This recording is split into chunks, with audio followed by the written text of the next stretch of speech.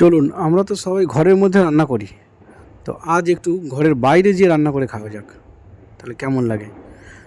নমস্কার বন্ধুরা, কেমন আছেন সবাই? এই যে ভিডিওটা যারা দেখছো তাদেরকে জানাই ভালোবাসা, আন্তরিক শুভেচ্ছা, অভিনন্দন।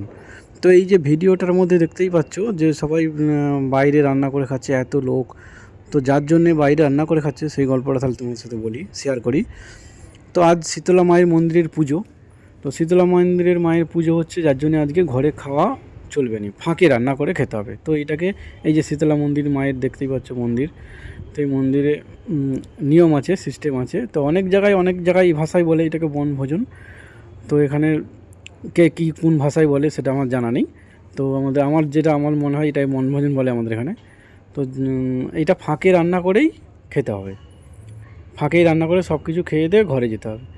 তো যার জন্য এই যে আজকে এত লোক, এত অনুষ্ঠান, এই যে বড় অনুষ্ঠান, কত লোক এসেছে চারিদিক থেকে, প্রচণ্ড ভিড়। বন্ধুরা, এই যে শীতলা মায়ের মন্দিরের পুজো হলে বাইরে রান্না করে খেতে হবে, এটা অনেক জায়গায় হয়, আবার অনেক জায়গায় হয়ও নি। তো ভিডিওটা ভালো লাগলে অবশ্যই লাইক, কমেন্ট, শেয়ার করে দেবে।